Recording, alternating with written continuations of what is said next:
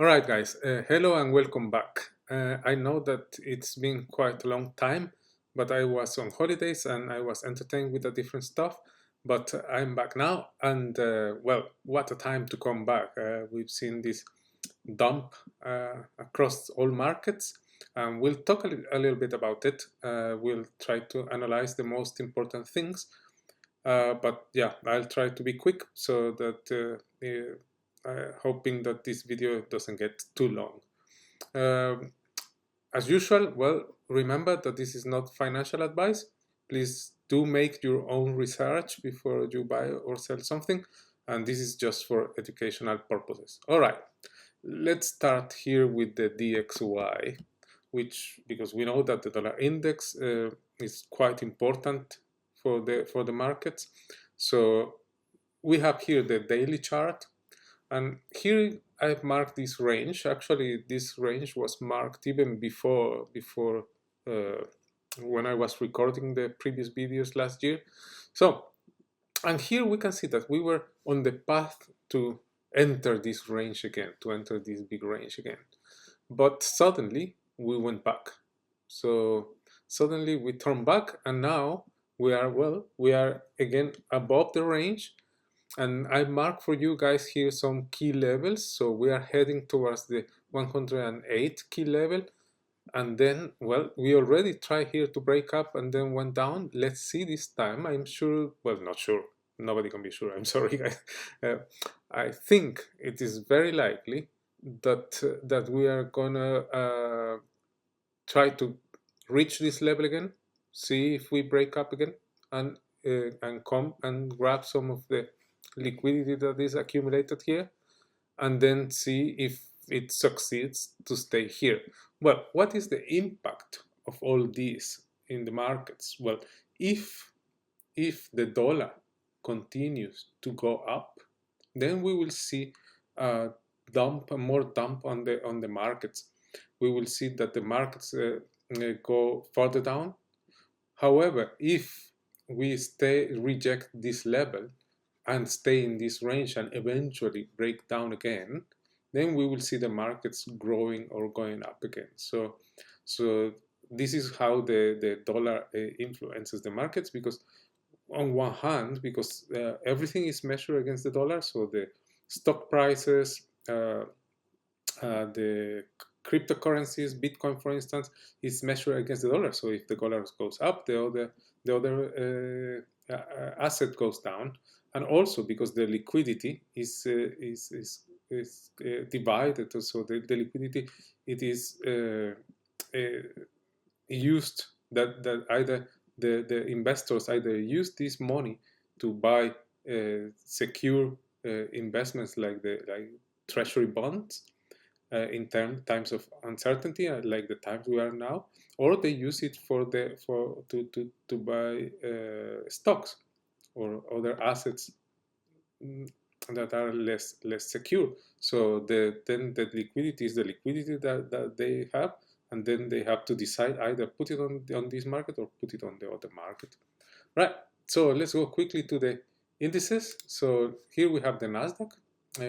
Here we can see the dump that we had since the peak. So we can observe here that we made a double top. So we made this double top, and then technically that was a big thing for the Nasdaq. And then since these highs, at the moment we've dumped almost 8%, which is, well, quite I would say normal, healthy correction. So from here, we have to pay attention, because we are at an important support level. So either we can bounce back from here, or we can continue down, as we have as I had marked here previously, that it is likely that we continue correcting until this other key level. This still keep us in the uptrend, as you can see here, guys. We still have an uptrend. You can see here that we still have an uptrend. So even going to these levels, we could, sorry, even going to these lower levels, to this next key level, we will still be in the uptrend. So we have to see. It is here can we have a bit of a bounce back, or we can just continue down. We don't know, but we have to pay attention to this. So now for the S&P 500 is the same situation. We are going probably to test this area, to test these key levels. We might, I put here a little arrow that we might have a bounce back to fill up these gaps.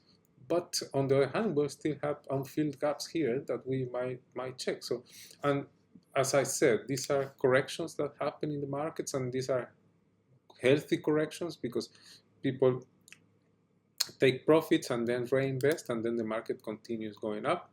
And so a correction to this level would be a 6.5% correction, which is not too much for an index. And well, we'll see. So as I said, pay close attention to the dollar index, to the DXY, and from there we can take decisions of if we are bouncing back or we'll continue down. So the Dow Jones, the US 30, exactly the same situation. We are right now at a key support level, so we are probably bouncing back to fill up these gaps, or maybe we break down and then we fill up these gaps and we stay in this range. So what is going to happen, nobody knows. So just stay alert, and please don't take any sudden decisions. Right, so now I know, guys, that you've been waiting a lot for Bitcoin. Oh, let's go to Bitcoin. So what's going on with Bitcoin? Wow, what a massive drop. This is a big drop. We know that Bitcoin reacts heavily to the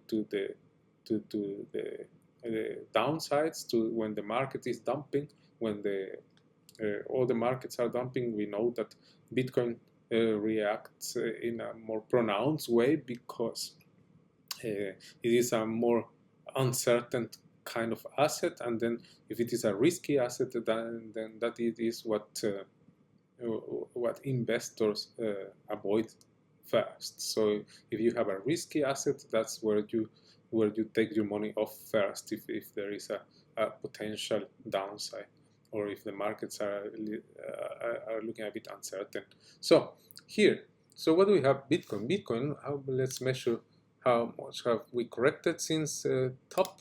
We have corrected right now 28%, which yeah, for Bitcoin terms is a normal thing. We've seen that before. So what do we have here? So we can see here that we were in this range, and then we tried to break up, then we went down into the range, we tried to break up again, we made a double top here, then we re-entered the range, and then once we re-entered the range, the downside was pretty quick. We didn't stay here at all. For instance, at this level. We tried to stay here, but didn't succeed. So now we are definitely going to this other level. So I have marked here these key levels for you because this is, for instance, the previous. This is the previous resistance that we had at this level, at the 73,000. So it is possible, as I mark here with an arrow, it is possible that we revisit this level. And that is normal in trading, that in the charts that we revisit always the previous resistance and we use it as a support. If we go further down, then we will start looking for a bearish bias. So then we would be in a bearish position. So what can happen depends on what the other markets do. So what is the situation across the general markets? And as I said, repeat again, and according to the dollar index, then so what can we have is that we go down, revisit these levels, fill up completely this gap, and then try to see if we fill this gap or not, and then from here bounce back. So look at this. We have here a lot of liquidity here that was left on the way down, and the market is likely that is going to look for this liquidity. You have two here important daily gaps, so it is likely that we revisit here, and then from here we have to see if we manage to regain this range, that would be bullish, or if we reject here again, or then that would be the confirmation of a bear cycle. Right, ETH. ETH, well, ETH, it was a bit less favorable, let's say, a bit,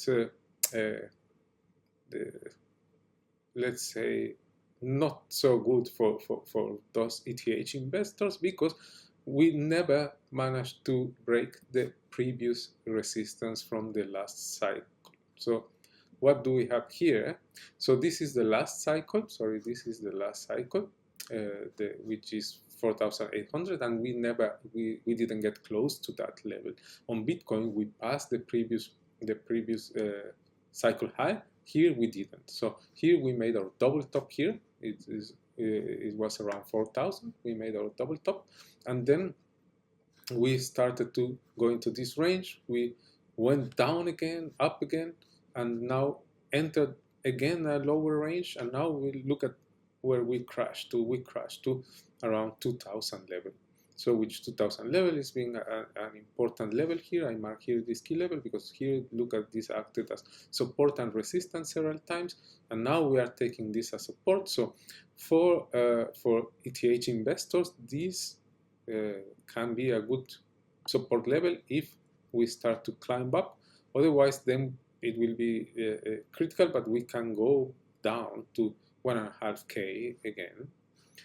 So that is with the most important cryptocurrencies. Let's go quickly. Well, I hope this video is not too long, but let's go quickly to Sol. Sol, what's going on with Sol? Sol, well, Sol also made an all-time high. Here we barely passed the previous cycle high. Then everybody was very excited here because we had a good accumulation, went up and went even high up. But by this time, the investors were getting tired, and then we started to crash down. And let's look at this, how we went down, and we are back at this range. And so it's likely that we stay here around between 110 and 160. So let's see what happens if it regains this level or it regains this upper level. It will all depend on what's the Bitcoin doing and ultimately what's the market in general doing. So now let's go quickly to some metals. So let's see the gold and silver. So what's happening with gold? Gold, well, we know that gold was really having a super extended bullish market, bullish period, which started here in October 2022, and look at this parabolic rise that we had. So it is normal to correct after such a big increase. It is very, very normal to correct. And here, well, here, as I said before with Bitcoin, so where you have previous resistance, this was resistance, and then became support. So it's likely that we revisit this zone depending on what the DXY is doing, because dollar is even more related to DXY. First of all, because you measure against it, as I said, is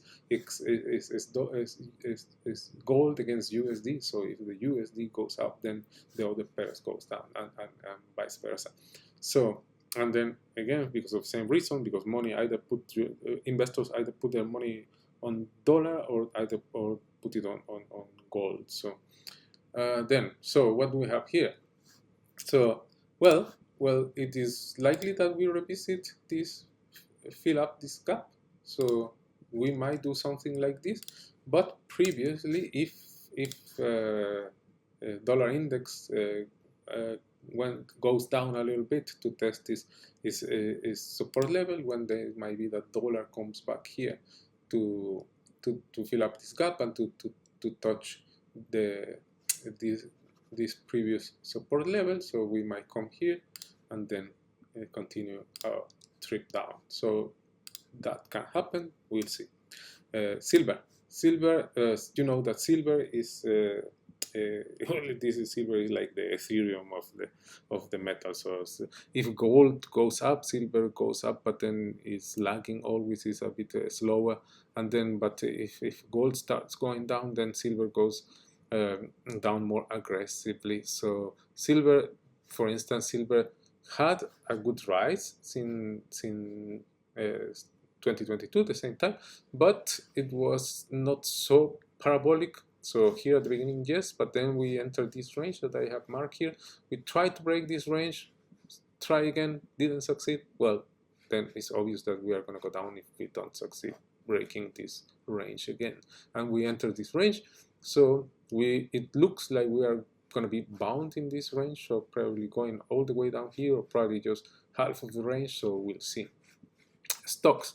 Quickly, stocks. We are going to finish with this before we make it too long. So let's see.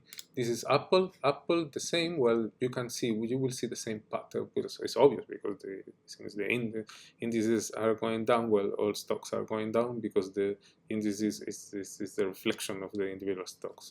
So there's not too much to talk about here. So that it's important, you guys, that you just mark your key levels to see possible bounces. So you can use always Fibonacci levels to see where are we gonna, where is the most likely place to bounce back. So Apple again rejected this, tried to break here and didn't manage to break second time. Then we rejected. AMD has been more punished because of Nvidia, but let's see Nvidia. So Nvidia, for instance, recently. Well, it was the same, similar to gold. We have this parabolic rise. Then we had several attempts to break this resistance level. We tried to break this resistance level until recently, basically yesterday, that we tried again with the earnings report. But at the end, the investors didn't like that number, and then we went down, and then we are bound now in this range. So are we going to try again to break this resistance level? We'll see. Or are we going to stay here, or are we going to go down? We have to see that. So Tesla has been having a big crash. So was hit quite strong. So it managed to pass its previous all-time high in the recent bull market, in the recent swing highs, and then we went all the way up to 480, was looking for the 500 mark, and then got rejected. So then we have here the previous top, so previous resistance levels, and then we are here at this. We didn't resist here. We didn't take this as resistance, and then immediately we got rejected, and sorry, we didn't use this as support, got rejected, and now we even went down from this upper level and eyeing this other support level. So we are currently at this upper level. Let's see, as I said, if we are going to be bouncing back from here or not. Alright guys, well, thank you very much for watching. Please let me know in the comments if you want me to analyze something specific. Please trade safe, and I'll see you in the next one.